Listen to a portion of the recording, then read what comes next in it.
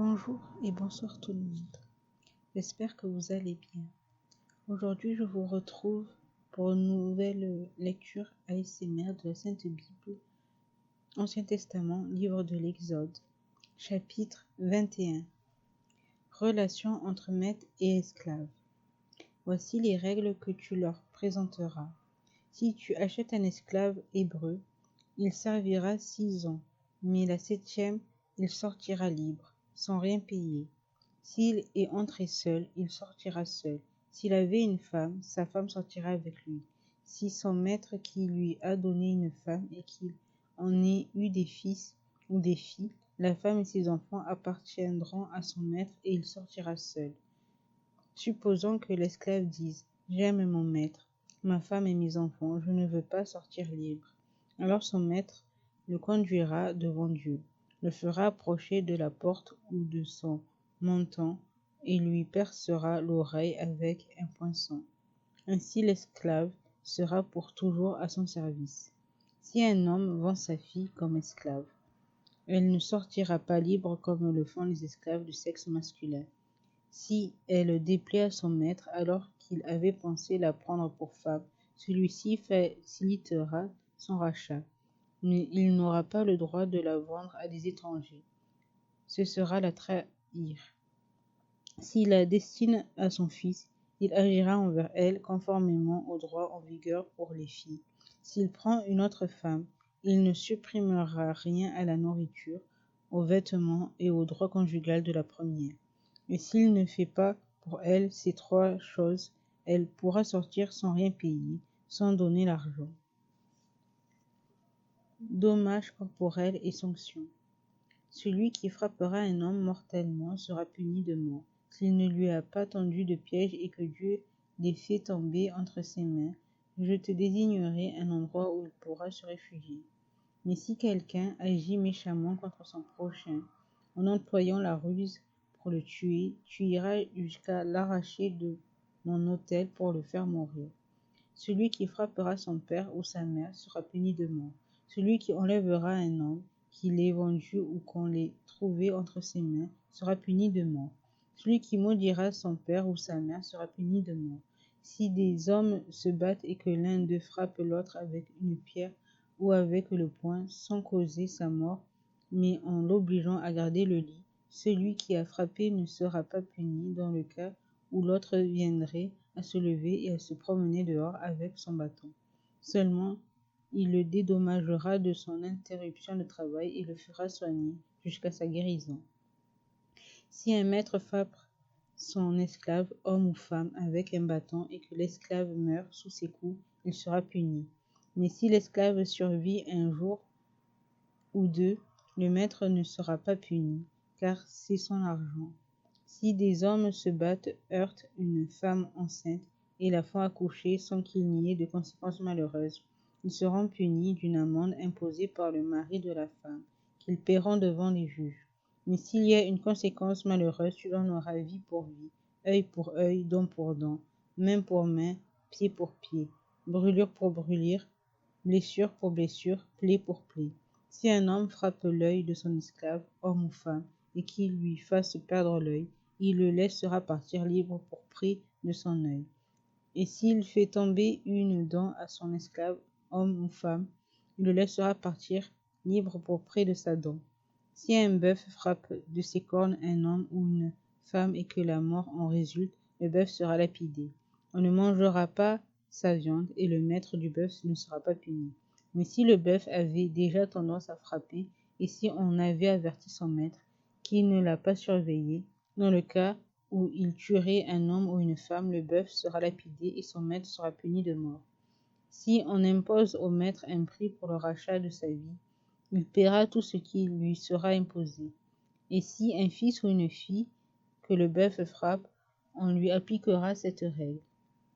Mais si un esclave homme ou femme, on donnera 30 pièces d'argent au maître de l'esclave et le bœuf sera lapidé.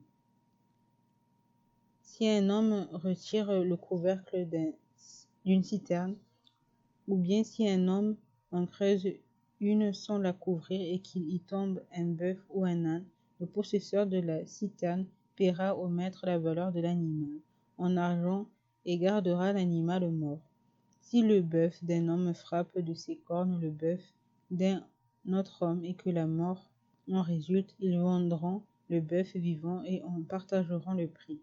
Ils partageront aussi le bœuf mort. Mais s'il est connu que le bœuf avait déjà tendance à frapper et si son maître ne l'avait pas surveillé, ce maître rendra bœuf pour bœuf et gardera le bœuf mort. Préjudice et réparation. Si un homme vole un bœuf ou un agneau et qu'il l'égorge ou le vende, il restituera 5 bœufs pour le bœuf et 4 agneaux pour l'agneau.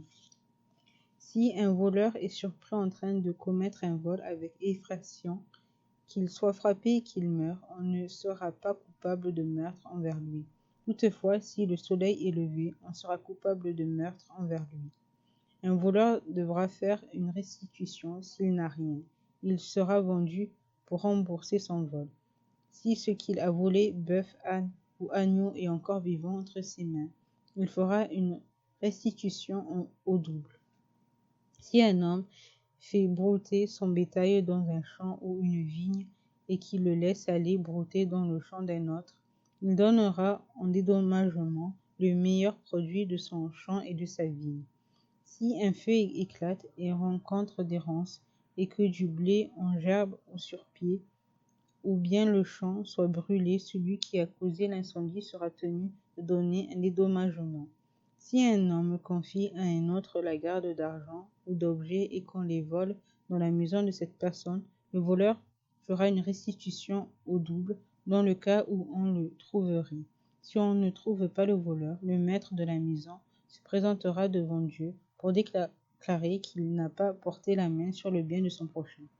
Dans toute affaire litigieuse concernant un bœuf, un âne, un agneau, un vêtement ou un objet perdu dont quelqu'un revendiquera la propriété, la cause des deux parties ira jusqu'à Dieu.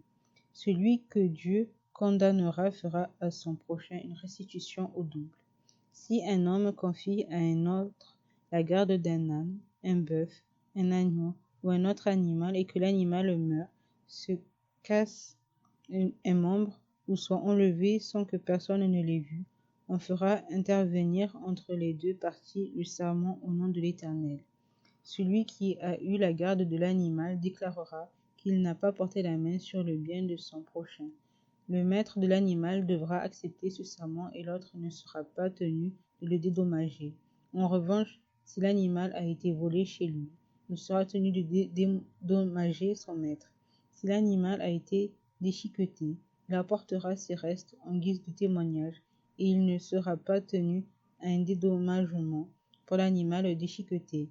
Si un homme emprunte un animal à un autre et que l'animal se casse un membre ou meurt en l'absence de son maître, il devra donner un dédommagement. Si le maître est présent, il n'y aura pas de dédommagement. Si l'animal a été loué, le prix de la location suffira.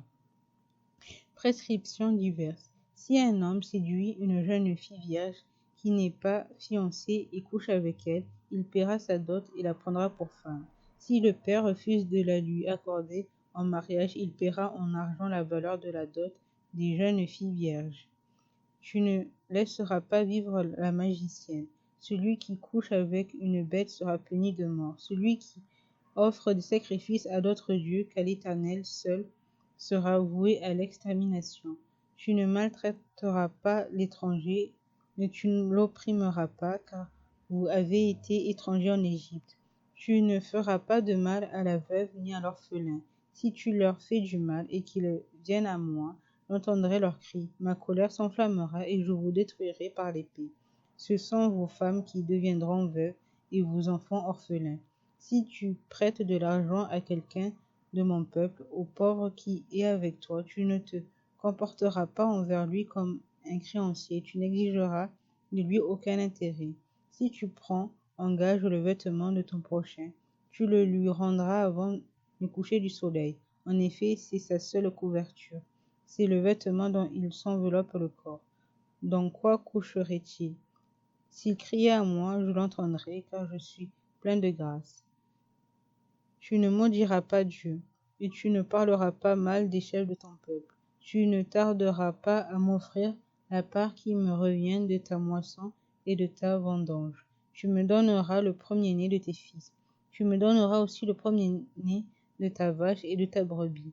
Il restera 7 jours avec sa mère, et le 8e jour tu me le donneras. Vous serez des hommes saints pour moi. Vous ne mangerez aucune viande trouvée déchiquetée dans les champs. Vous la jetterez aux chiens. Règle morale, chapitre 23. Tu ne propageras pas de faux bruits, tu ne t'associeras pas aux méchants pour faire un faux témoignage, tu ne suivras pas la majorité pour faire le mal, et tu ne déposeras pas dans un procès en te mettant du côté du grand nombre pour violer la justice. Tu ne favoriseras pas le faible dans son procès.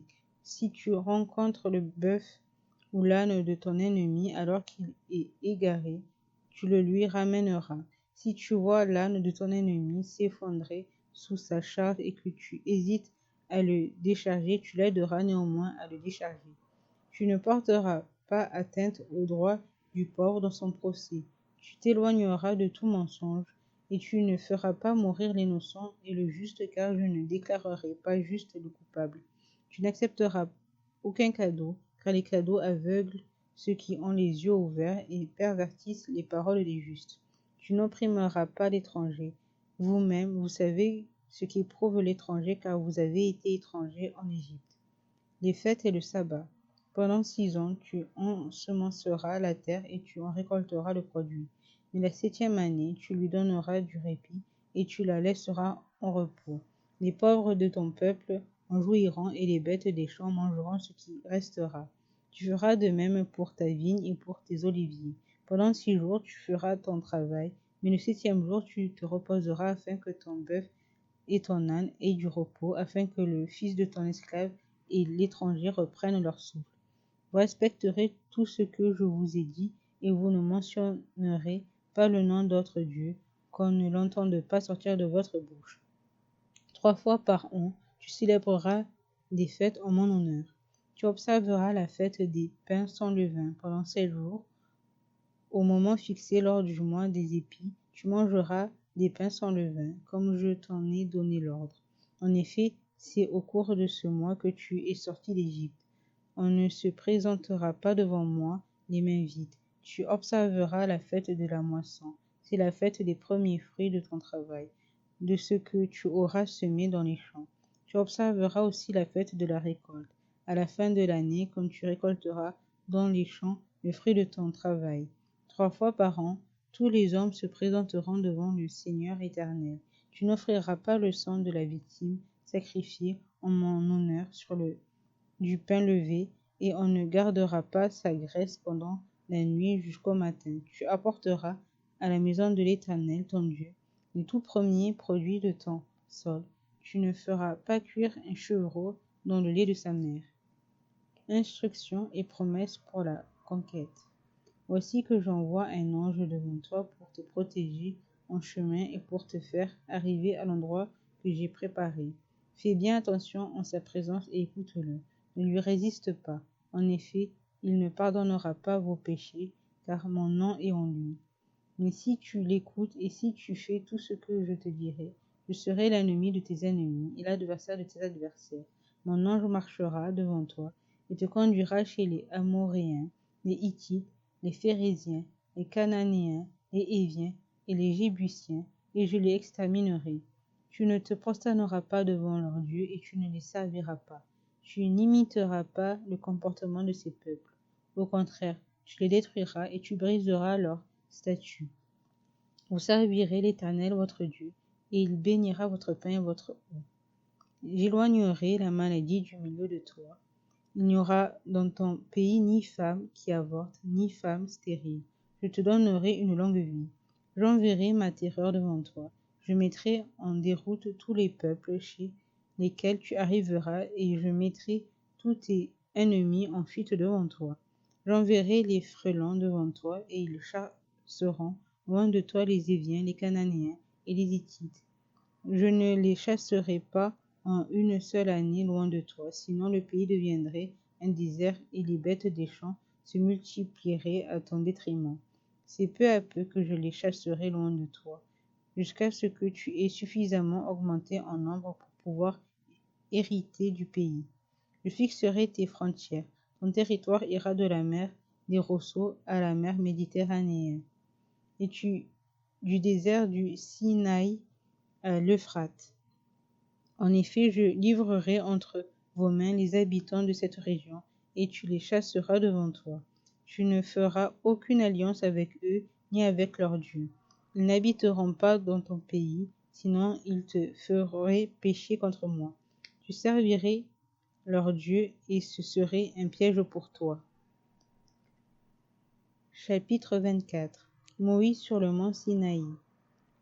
Dieu dit à Moïse, monte vers l'Éternel avec Aaron, Nadab et Abihu, ainsi que 70 anciens d'Israël, et vous prosternerez de loin.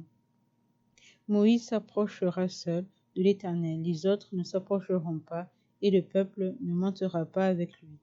Moïse vint apporter au peuple toutes les paroles de l'Éternel et toutes les règles. Le peuple entier répondit d'une seule voix, nous ferons tout ce que l'Éternel a dit. Moïse écrivit toutes les paroles de l'Éternel.